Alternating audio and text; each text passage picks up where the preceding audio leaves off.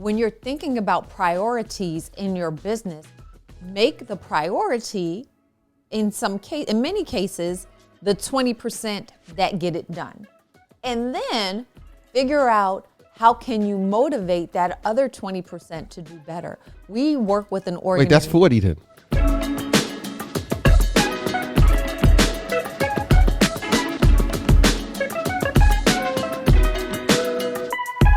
And we are back. I'm talking. You surely are. Keep going. The clock's ticking. Welcome to Commerce and Chill. My name is Jessica Johnson Cope. I'm Waleed. Hi, Waleed. I see Waleed is in an extra special mood today.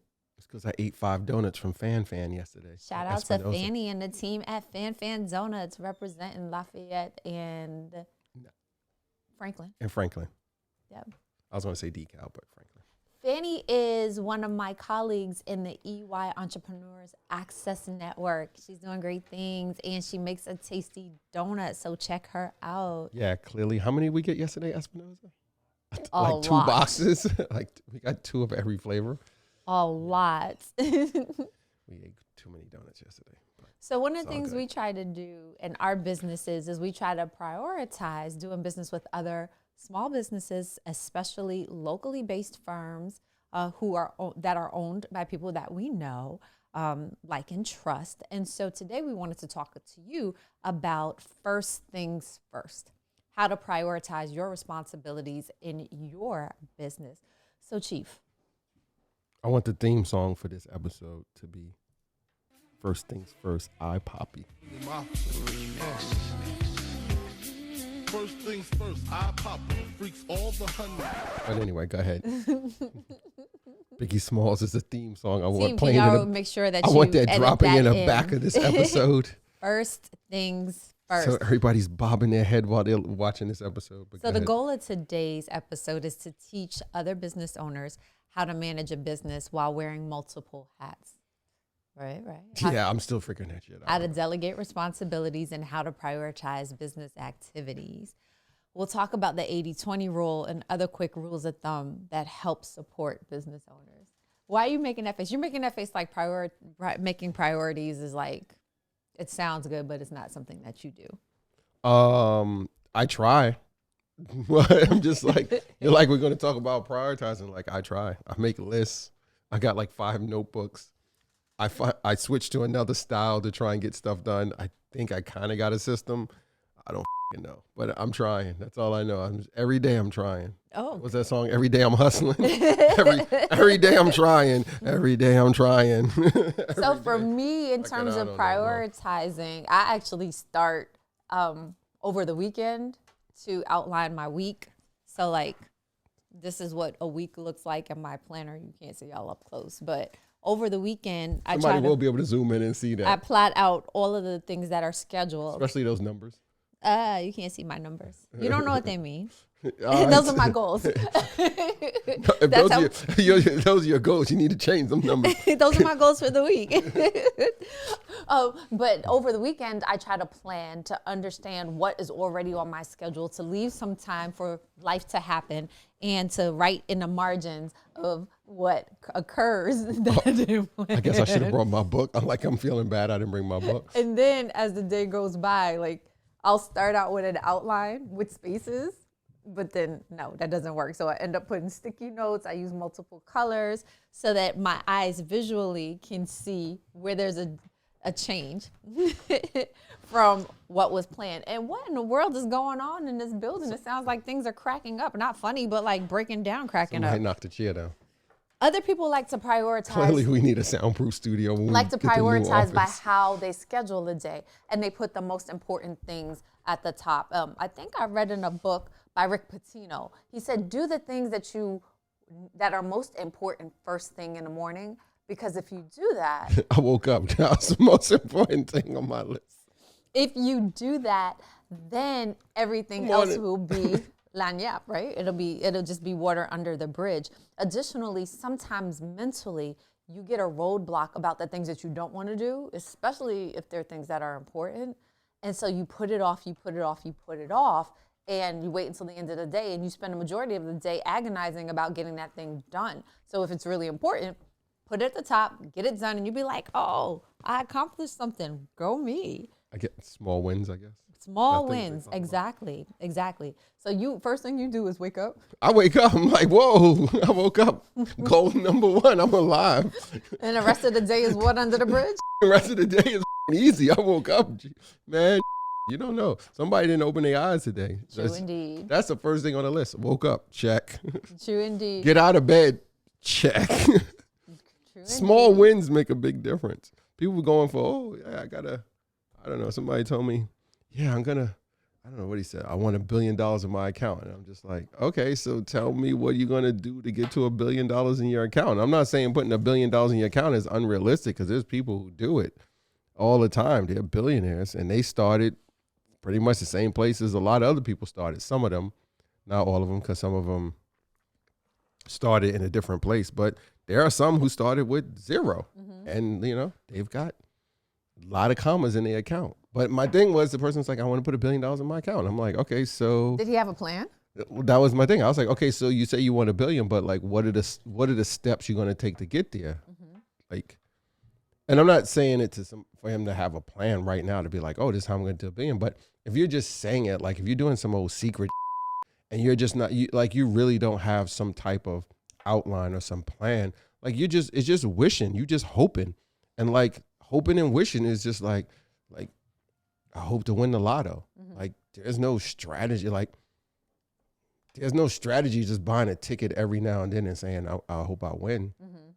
And whatever, I don't know. But yeah, $1 billion, like what are you doing to get there besides just telling me I want to have $1 billion?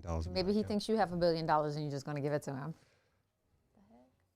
I feel like it's my That's collar. just it's your collar. What are you doing over there? No, Like, I felt like it was hair coming out from my bun and coming down my neck, like Somebody call coming to get me. makeup. Somebody call a stylist. Get them in here. Perfectly clear. We're gonna have to get you on set one of these days to hook me up. Yeah, perfectly clear. Shout out to my friend Aisha Claire Mike. Love her to pieces. Yeah. So I think you just need, I don't even want to say a strategy. You just need to, first of all, strategic strategy to communicate. come on, don't start that with people just using words and not saying anything. That drives me So come on, let's crazy. tell the people something. So there are going to be people in conversation. Like you need to write stuff down. Let's start with that. Remember, the shortest pencil is longer than the longest memory. I got that from Draw the Circle. The shortest pencil.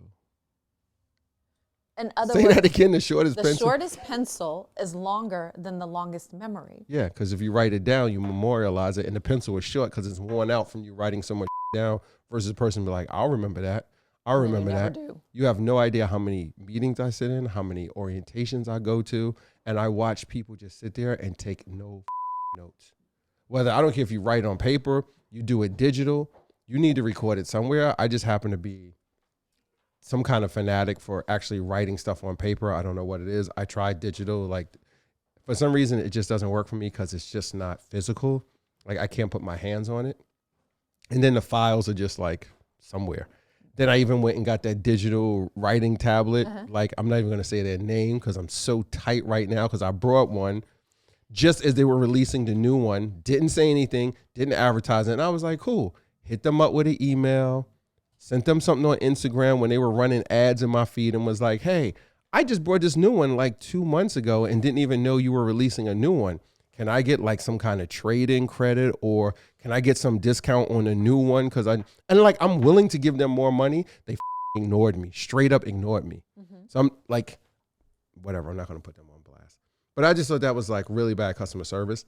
Like, I just brought one and you released a new model 2 months later. Didn't say anything. And it's not that they didn't have your contact information. For real, because I just brought it. Like, they have Like, my you bought phone it number. directly from them. It's My not like email, you went to Best Buy. Yeah, I didn't buy it from somebody on eBay or whatever. I bought it directly from them, direct to consumer. And I'm just like, you can't say anything, but that's a whole nother thing about customer service and making people an evangelist. Because that company could have easily been like, okay, whatever their margins are, let's figure out if we have him send this new one in and we're not going to take it at all. And even if you don't do trade-ins, be like, listen, you could return it. And if you return it, we'll give you X. And like, they could figure out something to do with it, donate it to charity, whatever. Or just say, we're not taking it back. But since you're a loyal fan, you just brought this one. you're about to, and you want to upgrade to the new one, and it's only been 2 months. Yeah, you didn't know we were releasing a new one. How about we give you it for like $100 off, or whatever, or we'll sell it to you at cost. We'll sign you up for our free training on how to use it. Right? Something. First of all, you know how smart that would have been for them just to do it. And like, I wasn't the only one. There was like, I know of at least 2 or 3 other people I saw right in the comments of that social post and said the same thing I was saying. And I was like, you could have just got a whole tribe of people behind you. Like, I would have got those people together in a group and figured something out and been like, let's work something out. And then be like, we'll do this, and you need to like post this on social, or you need to do this. Or like, you wouldn't even have to ask us to do stuff, because I would have went to bat right away and been like, these mofos is gangster. Right. I just brought it, said this, and they told me I could do this, and I brought the new one. And I probably would still be using some form of digital writing today if it wasn't for that, versus me just switching back to a notebook, which is kind of probably more my style. But they still would have had a loyal fan, whether I used the product or not. And I was on somebody else's podcast, and they use it, and they were talking about they got the new model, and then they showed it to me on the podcast, and I was just like, I was like, yeah, let me tell you about the customer service. Then we went off air because I didn't want that recorded. I was like, yeah, I find it interesting. I was like, how you like it? He was like, oh, it's really good. I love it. Look, I made all these notes of things you were saying during the podcast. And I was like, yeah. And I told him my experience, and he was just like, damn, that's a shame. It was a missed opportunity. And he's in business. He owns 2 businesses also. So he got it right away. I was like, that was totally a missed opportunity. But I guess they're making so much money, like they don't care. The key is we don't want you to miss Doesn't any matter. opportunities. We want you to be able I'm to insignificant to know them. your priorities, understand They got your my priorities, $400 and don't care about me. Write them down, and then take the action steps that's going to move you personally and your business along to the goals that you want to. You were talking about prioritizing responsibilities? Yes. A priority should be responding to your customers, even in those unique situations that could turn into great opportunities. Even if somebody on your team is like, hey, that's not part of our business model, or hey, we're not going to make money off that, et cetera, et cetera, et cetera. There's always, what my man say in the book? Be open to being creative. Like, have an open mind instead of having a closed mind. Somebody on that team monitoring their social media profile, whatever. Hey, this could be an opportunity for us. Right. Yeah, but somebody else is like, oh, on the finance, no, we're not taking those back, or we're not doing this. But having an open and creative mind, prioritizing doing things, being open to new and different things. So prioritize that. You mentioned clients and customers. I think it's important that you make customers and clients a priority. And so in planning my day, I look at it from 3 different perspectives when it comes to clients. I look at our current clients, then I look at our pending clients, and then I look at aspirational clients. Now, we have a new intern. We have Miss Giselle Bistafa. She's a student at LaGuardia Community College, and I'm giving her a shout out because she's working with us through the 10,000 Small Businesses Fellows Program. Shout out to Goldman Sachs for underwriting the program. But the goal is to help community college partner students through the program so that they can get real life work and job experience with companies who have graduated out of 10,000 small businesses. And it helps the students to be better prepared for real life job opportunities, or potentially for long-term job prospects with companies that have come out of the program. And so Miss Giselle is working with us in a sales capacity, because you always have to be selling, even if you're getting new business. And we've had some tremendous opportunities that we're currently working on. Nonetheless, we still need to have something in the pipeline. So I was talking through some processes with Miss Giselle, and I said, well, we need to make sure that there's a significant focus on our current clients. And she said, why, Miss Johnson? I said, because it's easy to get business, it's hard to keep it. Exactly. And you have to spend money to get new clients. The amount of money that you spend on existing clients to keep them is less than what it's going to cost in most cases. What did you tell me this morning? Somebody was like, oh, you was on a conversation with them for like 10, 15 minutes yesterday, a client, and was laughing. You don't even remember what most of the conversation was about because y'all were laughing so much. And the client was telling you how pleased they were. And that relationship was based on a relationship we did with that client. With him when he was with another client, company. And it cost us zero money to get the new client. To get the new work where he is with this client. Now, it costs us zero because you establish a relationship. you maintain a relationship even though he left the former client that he left the employment of the client that we were working with, and now he's with someone new, and he engaged our services with that client. And so what I went on nothing but for you to maintain a relationship exactly when he was at the previous client that we send an occasional and then laugh and like calling, occasionally, emailing, hey, how you been? Checking in. We heard them on the radio one night and was like, hey, that's so-and-so. They interviewed him. And then you reached out to him the next day. And then boom, he was like, yeah, we need this done. Can you guys do it for us? Absolutely. So one of the things I explained to Ms. Giselle was the value, the lifetime value of a customer or a client. So you want to look past the transaction and think,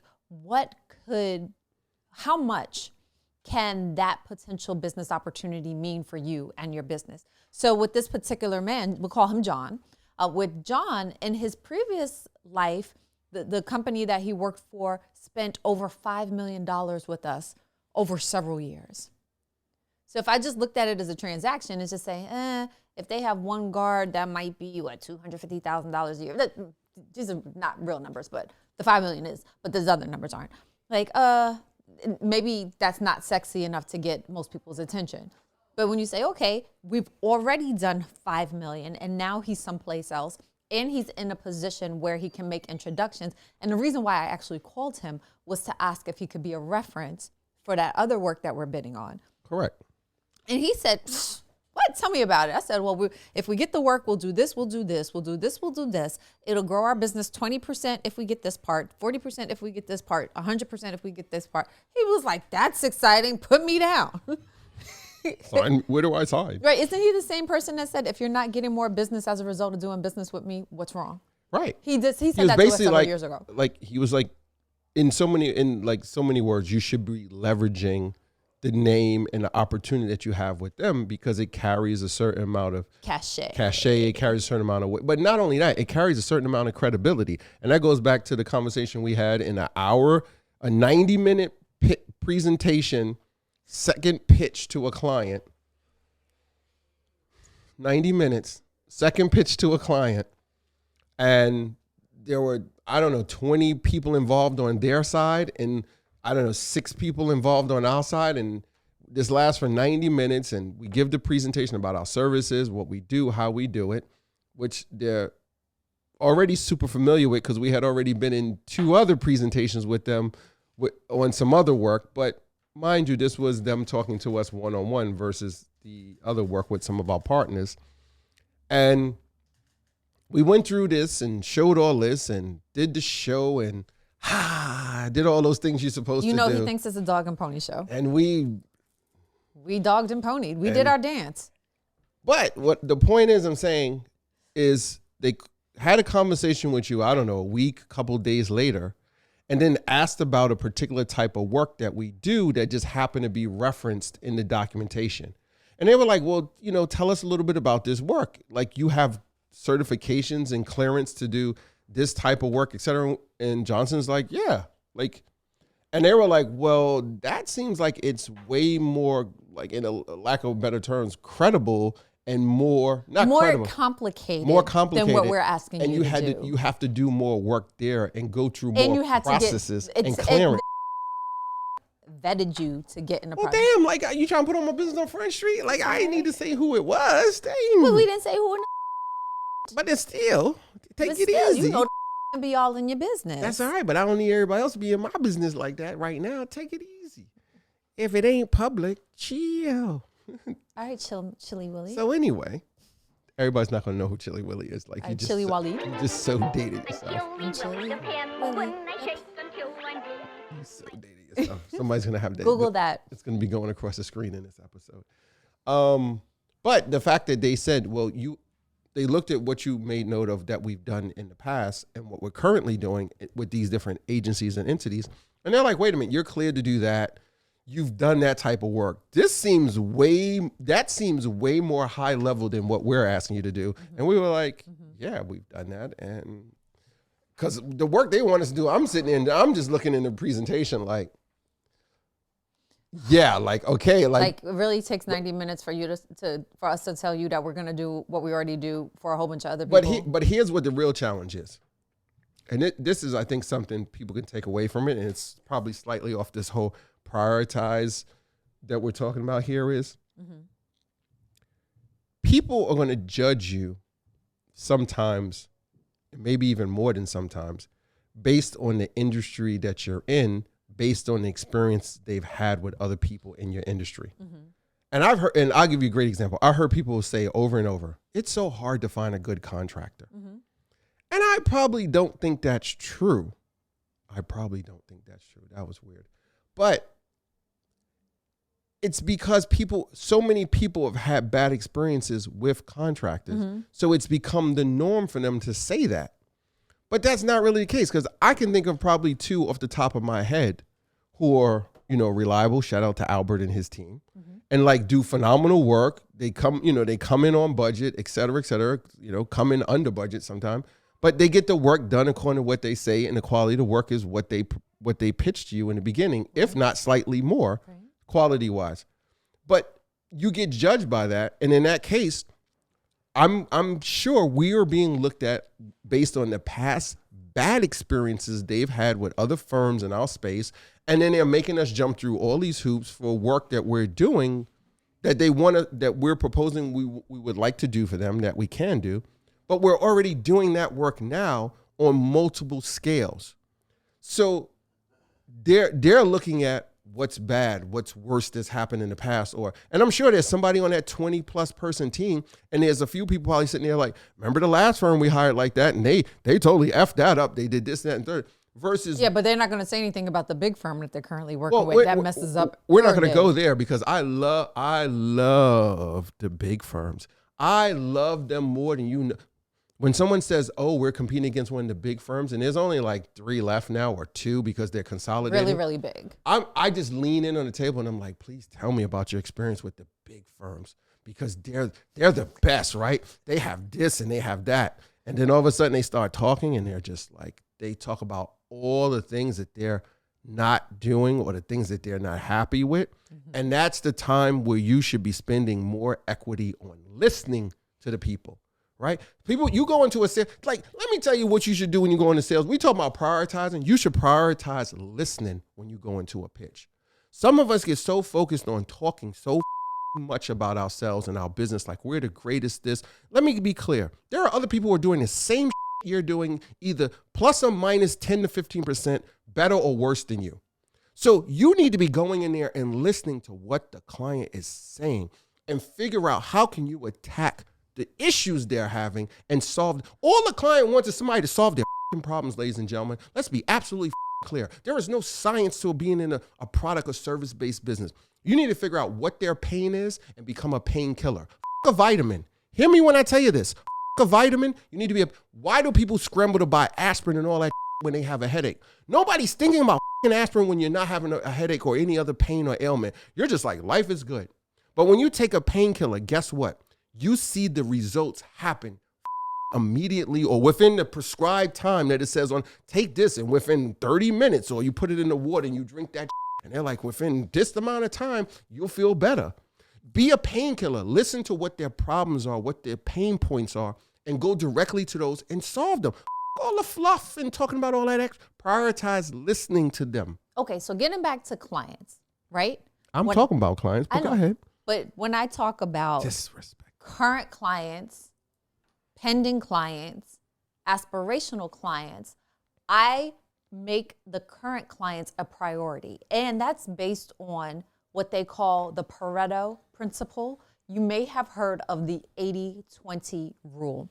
Well, Wilfredo Pareto was an esteemed economist, and his research demonstrated that 80% of consequences come from 20% of causes. And so the way that relates to business is you hear 80% of your business will typically come from 20% of your clients. 80% of the work gets done by 20% of your team members. That's fact. I can point team members out and clients who are the 20% that are producing.